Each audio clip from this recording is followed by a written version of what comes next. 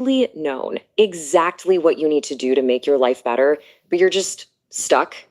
Have you ever known, really known exactly what you need to do to make your life better, but you're just stuck? Yeah, you are definitely not alone. Today, we're diving into a really powerful framework that's all about closing that frustrating gap between knowing what to do and actually doing it. We're going to build a bridge from where you are right now to where you really want to be. This is the big question of our time, isn't it?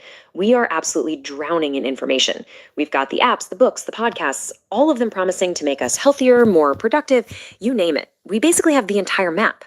So why is it so incredibly hard to actually make a change that sticks? So to make this really hit home, let's talk about Lucy. Now, Lucy is probably a lot like you and me. She's smart, she's capable, and she's super well informed. She's heard all the talks on work-life balance, she gets the science behind eating well, and she totally agrees, intellectually, that setting boundaries is crucial. On paper, she's got it all figured out. And yet, the second the pressure is on, a tight deadline, a tough conversation, all that knowledge just seems to, poof, it evaporates. She goes right back to her old habits. And look, if that sounds painfully familiar, it's because this isn't some kind of personal failure. It's a completely human challenge. This whole thing actually has a name. It's called the knowledge action gap. It's that huge, frustrating space between our best intentions and what we actually do. So this whole explainer is about giving you a model to build a solid bridge right across that chasm. So how do we do it? Well, we're going to use something called the bridge model. It's a really simple but powerful way to visualize this whole thing. It turns the abstract problem of making a change into a concrete construction project, one you can literally start today. Okay, so every bridge has to start on solid ground. Let's call our starting point Shore 1. Think of this as all your current knowledge, every book you've read, every good piece of advice you've ever gotten. It's a safe place, for sure, it's comfortable, but it's not where we want to end up. And way over on the other side of that gap is Shore 2. This is our destination. And don't just think of it as a to-do list of goals. Think of it as the feeling you're after. A life with more peace, less stress, and a real sense of achievement. This is the positive life we're building our way towards.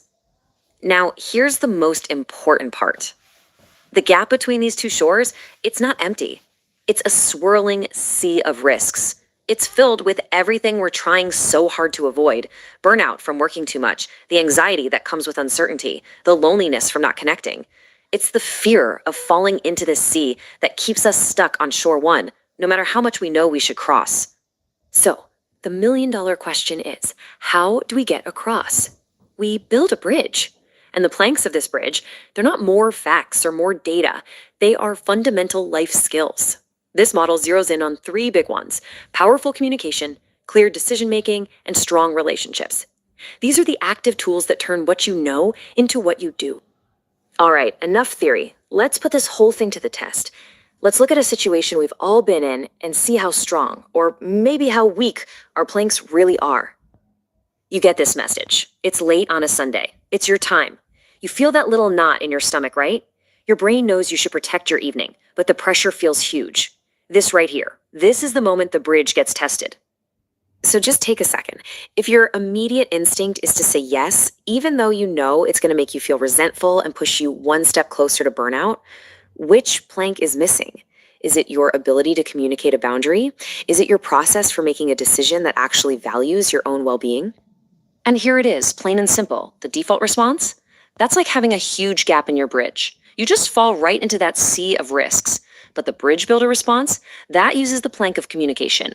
A simple, firm, professional sentence like, I can address this first thing Monday morning, keeps that bridge strong. It protects your time and it protects your sanity. Okay, so let's bring this model into the world we're actually living in right now. Because let's be honest, the chasm we're trying to cross looks a lot different today.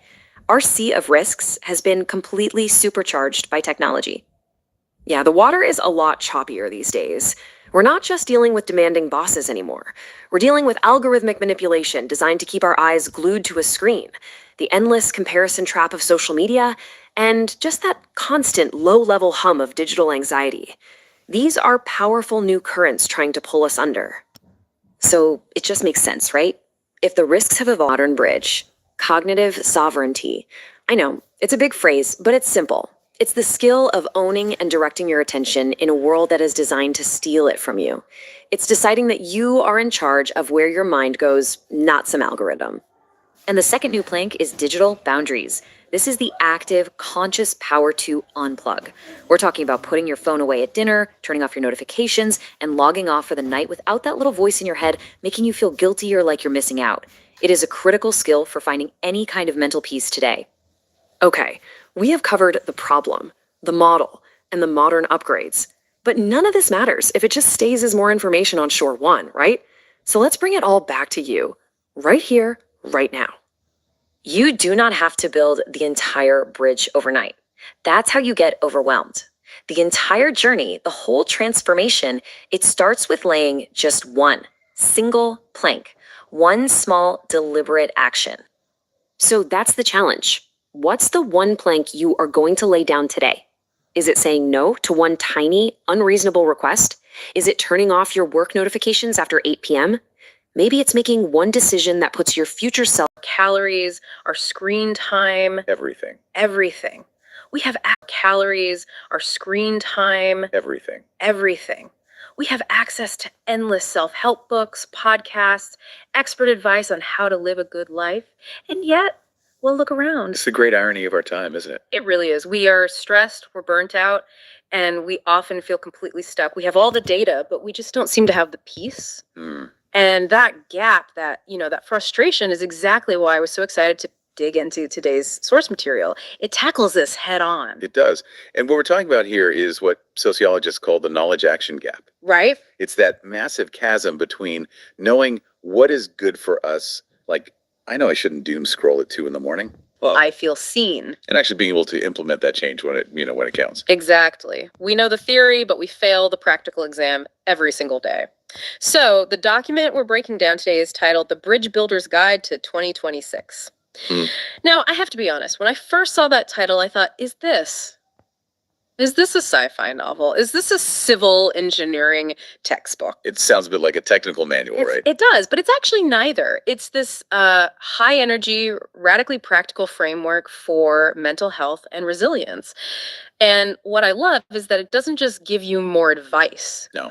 It gives you a visual map. That's the key innovation here. It treats our modern anxieties, burnout, loneliness, digital overload, not as these abstract feelings you just have to deal with, but as a geography. A geography, I like that. It argues that navigating life in 2026 isn't about just trying harder. It's about engineering a way across a very dangerous landscape. So the mission for this deep dive is simple. We are going to uncover why knowing better doesn't mean doing better.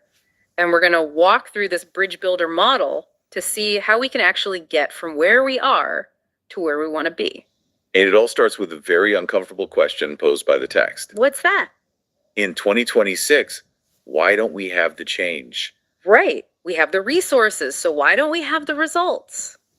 To illustrate this, the guide introduces us to this character archetype. They call her Lucy. And let me tell you, I felt a little personally attacked by Lucy. I think we all do. Let's unpack who she is. So Lucy is the personification of that knowledge action gap we just mentioned. On paper, Lucy is thriving. Okay. If you look at her bookshelf, she has all the best sellers on habits and productivity. She knows the importance of sleep hygiene. Oh, she knows it all. She has clear career goals written in a journal somewhere. Yeah. She understands the theoretical concept of work-life balance perfectly. She's got the theory down pat. She's an A student in the subject of how to be a person. If you ask her for advice, she'd give you the perfect answer. Precisely. But here is the conflict. Put Lucy under real-world pressure.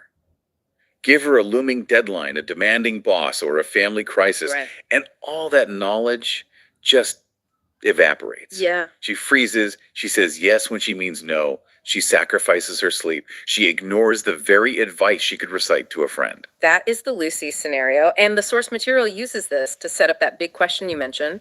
We have the data. Lucy has the data. So why is she still drowning? Exactly. And this is where it gets really interesting because the guide shifts into this visual metaphor of the bridge. It stops being about psychology for a second and starts being about architecture. It's a brilliant pivot. So picture this. The guide asks you to visualize two shores. Okay. Shore 1 is where you are right now. This is the shore of knowledge. This is where Lucy is standing. It's crowded with facts, data, good intentions, and all the things you know you should do. Okay, so shore 1 is I know I should get 8 hours of sleep and I know I should eat more vegetables. It's the library of good intentions. Correct. Now look across the water. That is shore 2. This is the positive life. This is where your goals are actually realized. This is where you have peace, stability, and health. The problem is what lies between them. The chasm. The chasm, or as the guy calls it, the sea of risks. And this isn't just some generic scary ocean, right? The source material gets specific about what makes up this sea. It does. It lists things like burnout, loneliness, financial anxiety. These aren't just obstacles. They are the environment we are trying to swim through. And this is the crucial insight from the text. You cannot swim through that sea. Right. If you stay on shore 1, clutching your knowledge, you are just standing on a cliff. Eventually, gravity or life will push you off. Yeah. And without a structure to get you across, you fall into that sea of risks. You drown in the burnout. So simply knowing is just standing on the edge of the cliff. That is a terrifying image, honestly. It explains why reading another self-help book doesn't fix the problem. You're just adding more weight to your backpack while you're standing on the cliff edge. It explains the helplessness perfectly. Yeah. We keep piling more knowledge onto shore 1, thinking it will bridge the gap. But knowledge isn't a bridge. Knowledge is just the raw material. Okay. To get to shore 2, you need to build what the guide calls planks. Okay, let's talk planks. This is the core of the bridge builder model. The guide says that these planks are life skills, but they define them a little differently than you might expect. Yeah. It's not just be nice or work hard. No, they're much more tactical. The guide identifies 3 fundamental planks required to cross that sea. The first one is communication. But here's the nuance.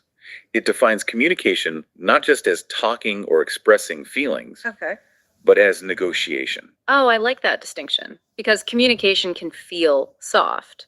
Negotiation implies there are stakes. It implies there's a cost. Exactly. It's the ability to advocate for your needs in real time. It's recognizing that your energy and your time are limited resources and you have to trade them carefully. If you can't negotiate your workload, you can't cross the sea of burnout. That makes a ton of sense. What's the second plank? The second plank is decision making. Yeah. But again, the definition is specific. It's defined as future casting the consequences. Future casting.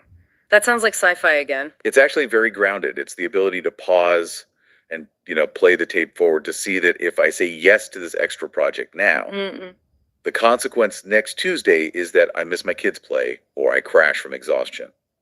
It's bringing the future pain into the present moment so you can make a better choice. It's seeing the ripple effect before you throw the stone. And the third plank. Relationships. But specifically navigating power dynamics and peer pressure. It's understanding who holds the cards in an interaction and how to maintain your integrity within that dynamic. So we have negotiation, future casting, and power dynamics. These are the planks. Now, the source material describes a workshop technique they use called the stop point. I found this really helpful for self-diagnosis. Yes, this is a great tool for the listener to try. Imagine a scenario where things are going wrong, you're stressed, you're arguing, you're overwhelmed. Okay. The guide suggests you mentally yell stop and ask yourself, which plank is missing right now? I love this. Instead of just feeling bad or thinking I'm a failure, you get analytical. Right. So if you're Lucy and you're overwhelmed at work, you ask, is the missing plank a structural engineering problem? Oh, I'm not a bad person. I just forgot to lay down the negotiation plank. Precisely. It depersonalizes the failure and makes it fixable. You can't fix being a mess, but you can fix a missing plank. Now, the title of the guide is The Bridge Builder's Guide to 2026. Why 2026? Why not just the guide to life? The source material talks about a 2026 upgrade. What is that about? This is where we have to look at how the environment has changed.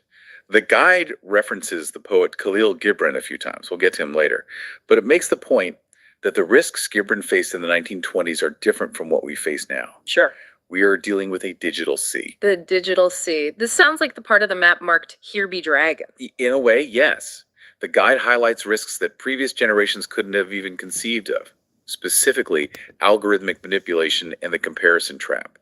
We aren't just dealing with our own keeping up with the Joneses. We are fighting supercomputers designed to capture our attention and make us feel inadequate compared to a curated global highlight reel. That is the upgrade. The difficulty setting on the game of life has been cranked up. It has. It's not just human nature anymore. It's an engineered opponent. So do we need new planks for this digital sea? We do. The old planks are foundational, but the guide introduces two specific planks for the modern era. The first is cognitive sovereignty. Cognitive sovereignty. That sounds powerful, like you're the king of your own brain. That's the idea. It's the skill of actively choosing where your attention goes. It's recognizing that your attention is a currency, perhaps your most valuable one, and refusing to let algorithms spend it for you. It's not just focus, it's claiming ownership over your own mind. And the second modern plank. Digital boundaries. But the guide defines this as the power to disconnect without guilt. Oh, that's the key. That's the key distinction. Many of us disconnect, but we feel anxious about it. We feel like we're missing out or letting people down. A solid digital boundary plank means you can step away from the noise and feel perfectly at peace with that choice. I think without guilt is the heavy lifting in that sentence. I can turn my phone off, but if I spend the next hour worrying about what I'm missing, I haven't really disconnected. Exactly. You're still in the sea. Okay, so we have the theory, we have the planks. But the source material is, as it claims, radically practical. It includes a simulation to show how this works in the wild. Let's walk through the hustle culture boss scenario. Oh, yeah. This is a classic. It really is. So here's the scenario. It's Sunday. You are relaxing. You get a text from your boss asking for a meeting at 9 p.m. that night to prep for the week. Oof. My stomach tightened just hearing you say that. That is a classic Shore One moment. You know you should say no, but the sea of risks kicks in. You're afraid of looking lazy, afraid of losing status. Exactly. Lucy would say, sure, see you then, and then resent it all night. She drowns in anxiety. But the guide introduces the best response game.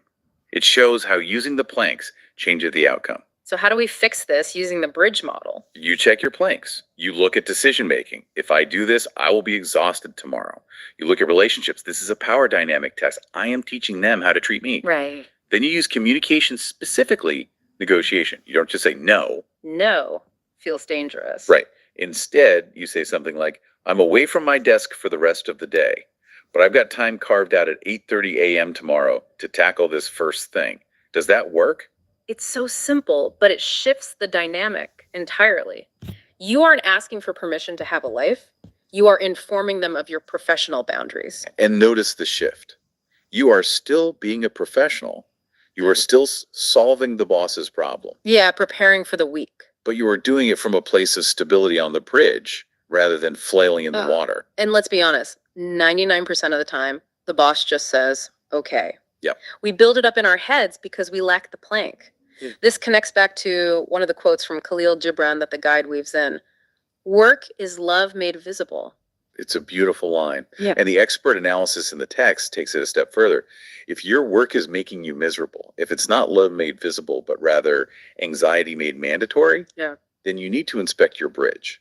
The guide suggests that if you are miserable at work, the broken plank might be your sense of responsibility to yourself. That hits hard. Responsibility isn't just to the company, it's to the self. If you aren't responsible for your own well-being, you can't be effective anyway. Exactly. You cannot pour from an empty cup, and you cannot build a bridge if you are drowning.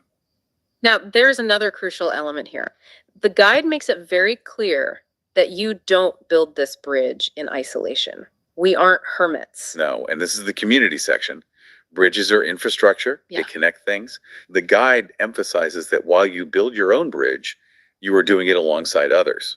There's a section called Community Report Back where listeners or participants identify their Cs. And what I found touching about that part of the source material is the realization that everyone's C looks pretty similar. It's the antidote to loneliness. When you realize that the sea of risks your neighbor is facing, that fear of failure, that financial anxiety is almost identical to yours, it creates collective resilience. Yeah. You realize, okay, we're all trying to cross the same water. It makes the task feel less impossible. It's not me against the world. It's us building a way through. Right. Which brings us to the one plank challenge. Right. The guide doesn't want you to try to build the Golden Gate Bridge overnight. That's the trap of Shore One again. Overloading yourself with big goals. The challenge is simple. What is the one plank you are laying tonight? Just one. So for the listener, Maybe that one plank is turning off notifications after 8 p.m. That's a digital boundary plank. Mhm. Or maybe it's having one honest conversation you've been avoiding. Or maybe it's just looking at the calendar and saying no to one thing, just laying that one piece of wood to get you one step closer to shore 2. It's about momentum. So what does this all mean for us? We've got the map. Shore 1 is where we are overloaded with info. Shore 2 is peace. The C is the risk of burnout. And the planks negotiation, future casting, cognitive sovereignty are the tools. It means we have to stop hoarding knowledge and start building structure. The most profound insight for me, looking at this holistic model, is that the goal isn't just safety. The guide ends with this really poetic image about bare feet. Yes, the earth delights to feel your bare feet. I paused when I read that. It felt very different from the tactical stuff. It's the why. Why do we build the bridge? It's not just to keep dry. It's not just to survive the digital age. No. It's so we can get to the other side, to that positive life, and actually enjoy it. Yeah. To walk freely, to feel the earth. If you are constantly fighting the waves, you can't feel the grass. The bridge is a means to an end, and that end is a life fully lived. I love that. The bridge gets you out of survival mode so you can actually live. It gets you out of the water so you can walk. And I think it's important to leave the listener with the final provocation for the text, which is another gibberant quote. Okay. Your pain is the breaking of the shell that encloses your understanding. Your pain is the breaking of the shell. It reframes the struggle. If you are feeling that gap right now, if you feel like Lucy, knowing better but not doing better, that pain isn't a sign that you are broken. It's the breaking of the shell. It's the signal that you are ready to build. It's the blueprint telling you where the next plank needs to go. Exactly. Don't fear the gaps in your bridge. Use them. Look at where you are falling through and say, okay, that's exactly where I need to lay down a plank of assertiveness today. That is a powerful place to leave it. We don't need more information. We need more planks. We need to start building. I know I'm going to be thinking about my cognitive sovereignty differently this week. And I'll be thinking about that best response game. Thank you all for diving deep with us today. Go lay that one plank. We'll see you on the next one.